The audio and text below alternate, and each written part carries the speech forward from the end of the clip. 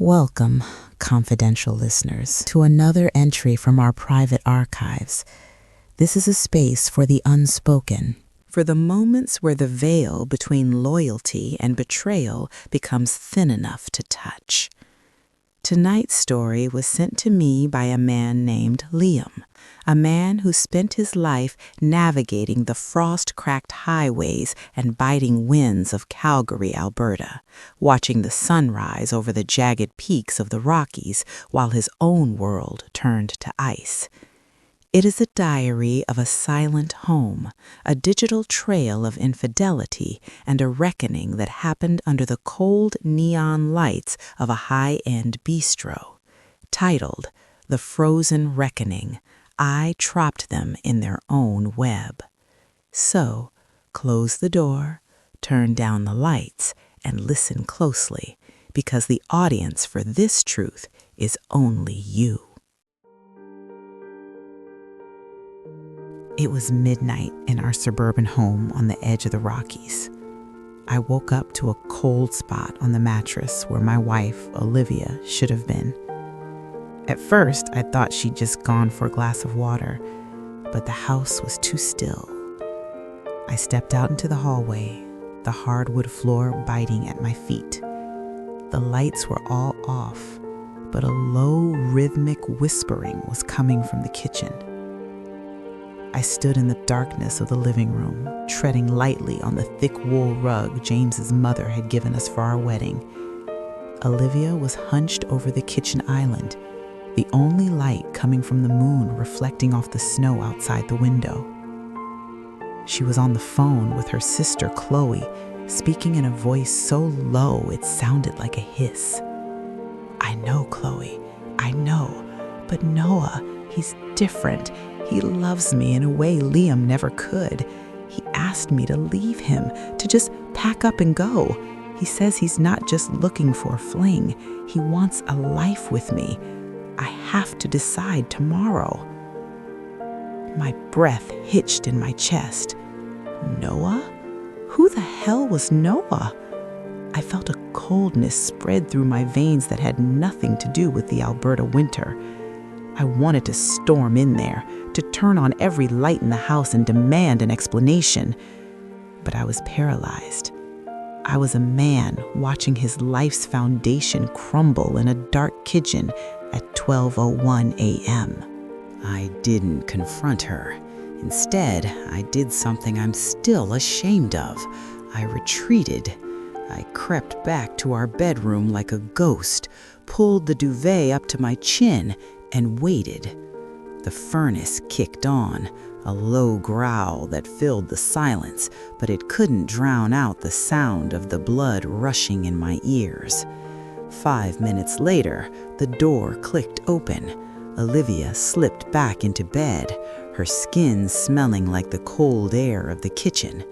I pretended to be dead to the world, my body stiff with a rage I didn't know how to release. Neither of us slept. I could feel her staring at the ceiling, her mind miles away with a man named Noah. The name Noah kept hammering against my skull like a woodpecker on a frozen pine. Noah, Noah, Noah. I thought about every late-night meeting she had at the office downtown. Every time she came home with a new scarf she claimed she bought on sale.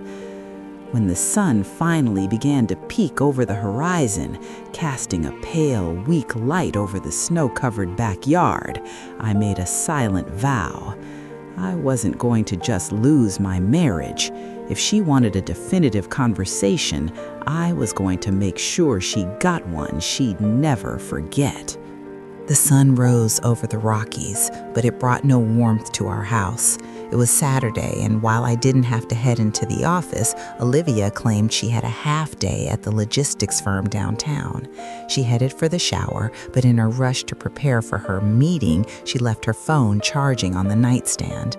I stood by the bed, listening to the rhythmic spray of the water against the tiles, knowing this was my only window into her secret world. I knew her passcode. It was her mother's birthday, a date I'd memorized years ago while we were still in the honeymoon phase. My hands were trembling so violently I almost dropped the device. I swiped into her messages. It didn't take long to find him. Noah. The name was pinned at the top of her WhatsApp. I scrolled through the logs, but she had been careful. The history was wiped clean, except for 3 messages from the night before. He had sent her a good night with a heart emoji at 11:45 p.m., and she had replied with a heart of her own, followed by a blushing face. It was a small detail, a tiny digital heartbeat, but it confirmed the knife in my back was real. I took a photo of the screen with my own phone, my chest tightening with every click of the camera shutter. After Olivia left, humming a tune as if her conscience was as clear as the Alberta sky, I sat down at my desk. I couldn't just sit in the silence of an empty house. I opened my laptop and went straight to Facebook. I typed in Noah and her company's name, and there he was, a logistics manager with a face that made my stomach turn. He had what I'd call a weasel face, thin, pointy, with a smirk that suggested he thought he was the smartest man in the room. But as I clicked on his profile, I found the ammunition I needed. He wasn't a bachelor. He was very much married to a woman named Emma. There were photos of them together. Emma was beautiful, radiant, smiling next to this man-child who was busy whispering to my wife in the dark. They had 2 young kids, a boy and a girl, standing in front of a Christmas tree in Banff. The hypocrisy of it made my blood boil. He wasn't just stealing my wife. He was destroying his own family's foundation while pretending to be a doting father. I looked at Emma's profile and saw she worked at a boutique law firm in the city.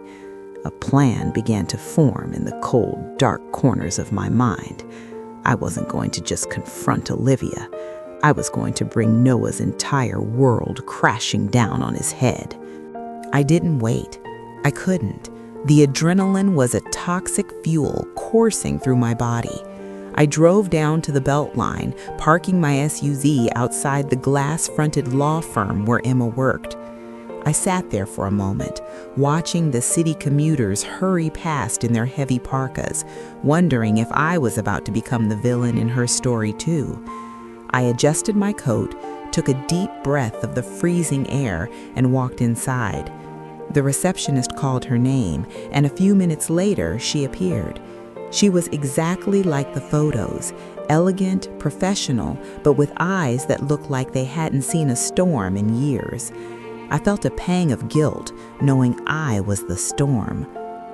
"Can I help you, Mr. Miller? My assistant said you had an urgent personal matter regarding my husband." "Emma, I'm not here to waste your time. My name is Liam. My wife works with Noah.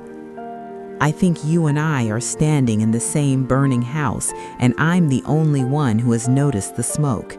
I have proof that our spouses aren't just colleagues, they're planning a life together." She went pale, the kind of white that matches the Alberta tundra. She didn't scream, she didn't cry, she just leaned against the mahogany desk, her eyes searching mine for a lie she hoped to find. But I didn't give her a lie. I gave her the truth, cold and jagged as a glacier. We went to a small cafe around the corner, a place tucked away from the main road where the shadows were long. I pulled out my phone and showed her the photo of the messages, the hearts, the blushing faces, the good night from the man she shared a bed with. The steam from our lattes rose between us like a ghost, but neither of us took a sip. Emma's hands were shaking as she held the device, her manicured nails digging into the case. I told her everything, the midnight phone call, the secret lunch they had planned for that very afternoon. "Noah, he told me he was at a regional conference in Edmonton today. He even packed a bag. He's been distant, but I thought it was the stress of the firm. I never I never thought he'd bring a stranger into our children's lives. They think they're smart, Emma. They think we're the fools who stay home while they play house in the city, but they're meeting at the Silver Peak Bistro in an hour.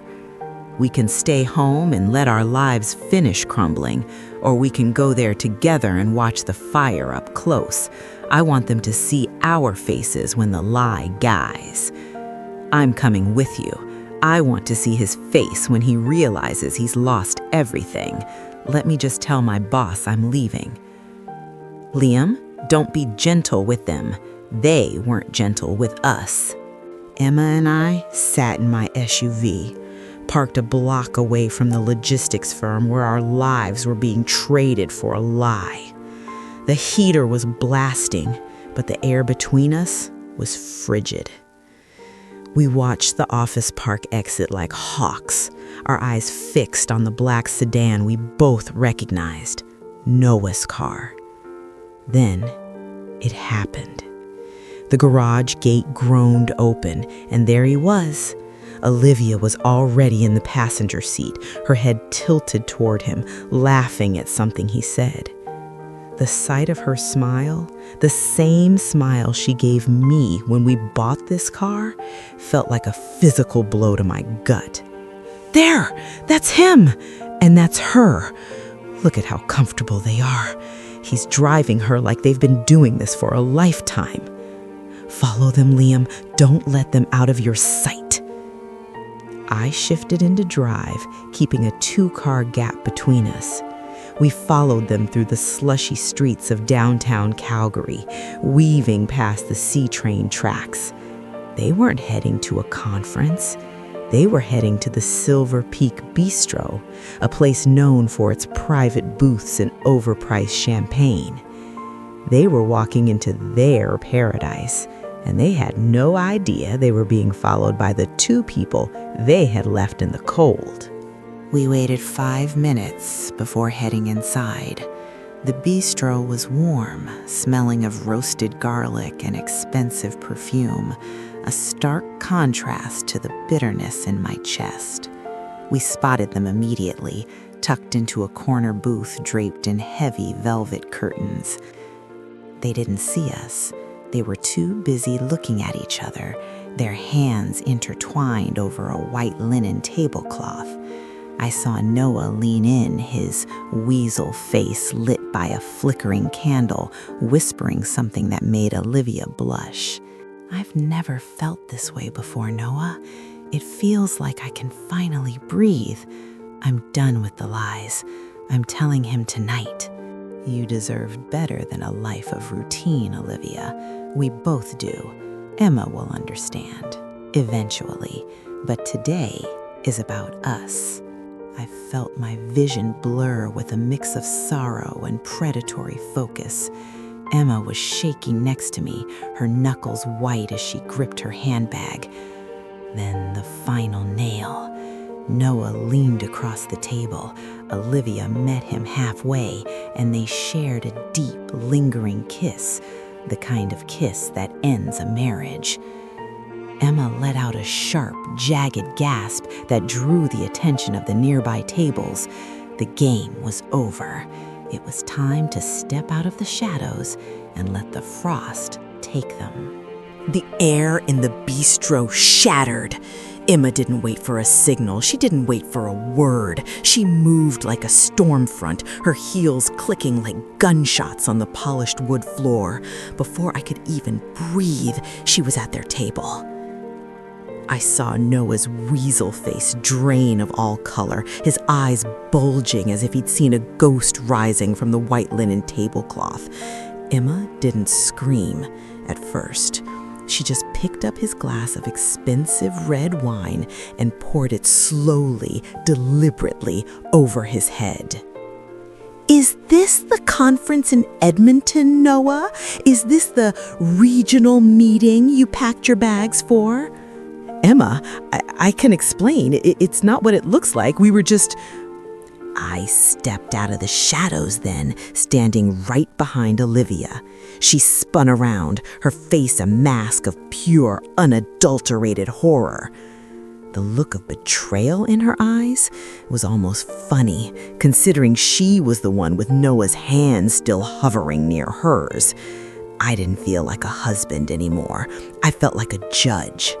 I watched Emma's hand fly across the table, a sharp, open palm slap that echoed through the entire restaurant. The quiet jazz music seemed to die right there. Chaos followed the slap.